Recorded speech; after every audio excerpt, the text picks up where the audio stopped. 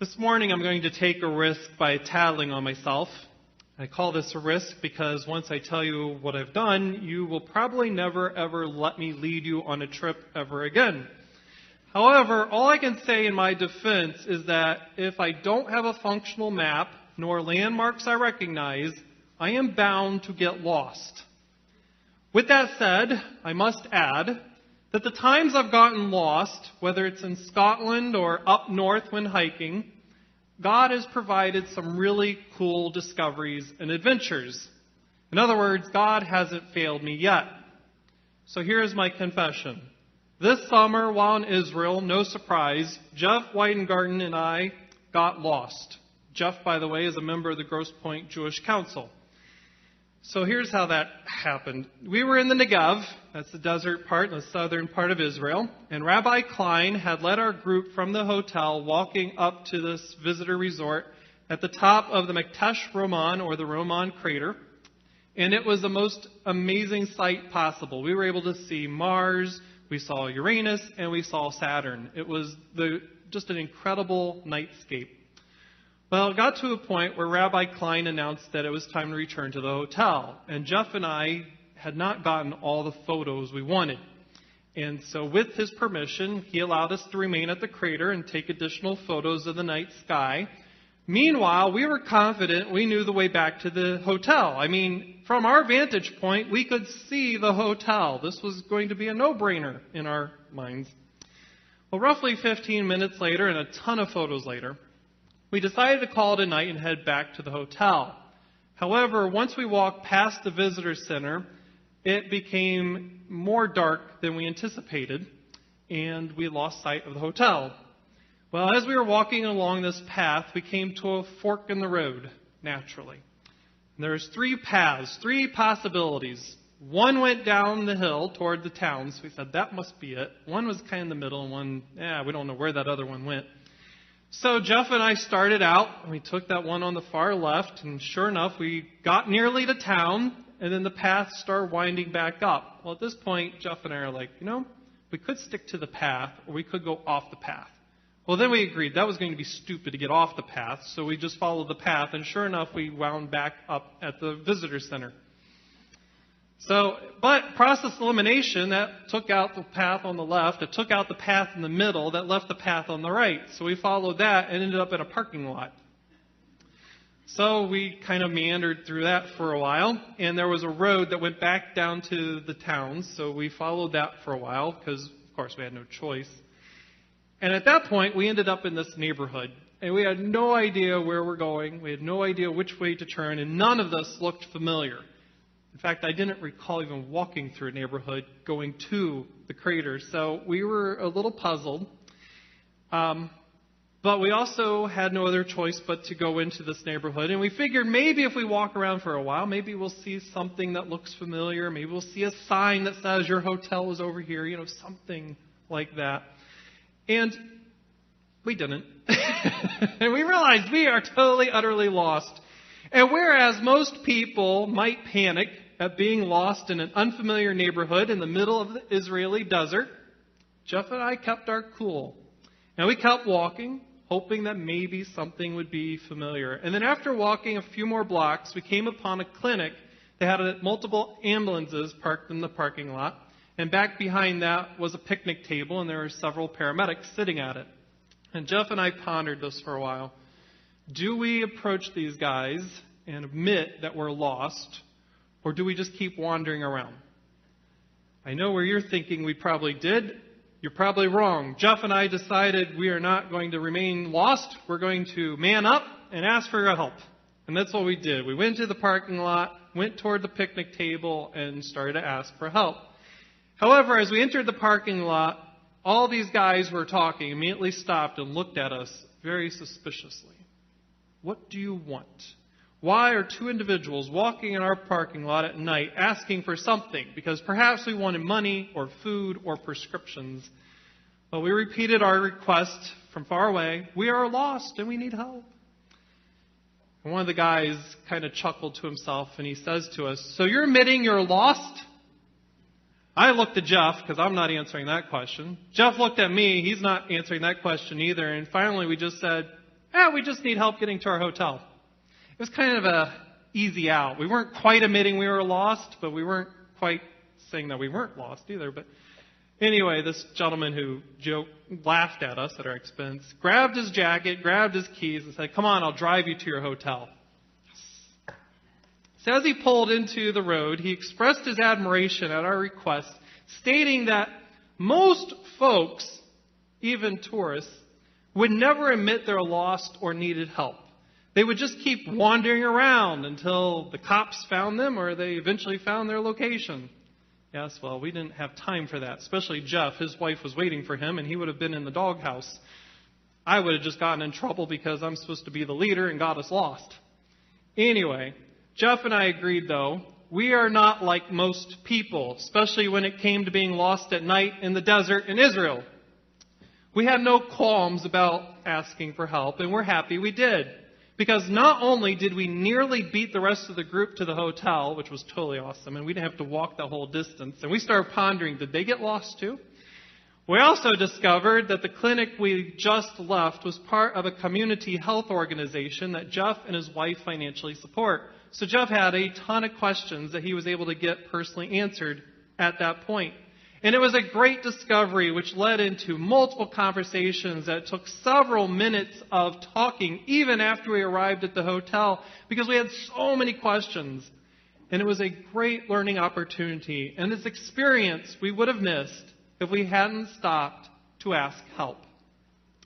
You know, I do admit, I'm astonished when I hear stories about how someone refused to stop and ask for directions. And though most jokes are usually about men who refuse to ask questions, like this popular one of Moses and the Hebrews after they escaped Egypt, the punchline is if Moses had only stopped to ask for directions, they would have never wandered the desert for 40 years. But I know personally, from personal experience, that men are not the only ones who won't stop for directions. I have a colleague who serves one of our sister UCC churches who recently confessed that she was driving to Chicago from her home, but made an error somewhere around Lansing and ended up way over here in Grosse Pointe. Realizing all she had to do was go west on 94, she did mostly okay until for some reason she mistakenly got onto 75 north, and then unable to go westbound on 696, ended up over here again. Sorry, that's a great laugh. When asked why she didn't ask for directions or get onto a side road and return to 75 south or, take an exit and loop around to get back to 94 west, she responded, "I guess it's my stubbornness. I never ask for directions." And though I shake my head in amazement that she wouldn't ask for help, according to author Nora Claver in her anti-self-help book, Mayday, Asking for Help in Times of Need, she writes that she's not surprised by this type of behavior. She claims that most people won't ask for help because of our fiercely individualistic and bootstrap-pulling ethics, which make it hard to ask for help. She writes, whether we're struggling with getting that heavy bag in the overhead bin on an airplane, fixing a tire by the side of the road, some people are much more likely to say, "I'm good," instead of, "Can you help?" Well, unless it's an emergency that involves calling in professional helpers like the police and firefighters. And then she adds, when we fall and can't get up, we generally prefer to crawl out to the street, get in the car, than inconvenience someone else and thus reveal our problem or our weakness. And it's funny, when I was reading that, I actually thought of a couple of churches back when I had a church member who actually did that. She fell, refused to call anyone for help, and literally pulled herself out to her car because she didn't want to, quote, be a burden to anyone. They would prefer to avoid asking for help if they can avoid damaging their ego. Unfortunately, worrying that we may be a burden to others by asking for help prevents us from getting the help we need and often misses the gifts that others possess. And though we probably realize this, it doesn't necessarily change the fact that we become anxious that we might become a burden. A friend of mine recalled it was this type of anxiety he experienced when he drove his special needs child to her first day of kindergarten roughly 18 years ago. He said he was concerned that she was in a wheelchair and the kids would mock her or ignore her when she needed assistance. Although he added, she probably wouldn't ask for help anyway. At age 5, she stopped asking others for help, recognizing that those outside her home mostly ignored her. He said people outside their home either were afraid to get involved or they weren't sure how to help, so they would just ignore her. Essentially, their actions silenced her. However, he says, something really cool happened on the first day of school. 2 boys in her class adopted her, and they became what he called her secret service agents. At recess, the teacher helped her into the swing, and then these 2 self-appointed agents stood near her, one in front and one in back, and they protected her from being run into by the other students. They would say, "Watch out, our friend is playing here." The wild part about this is that no one told the boys to do this.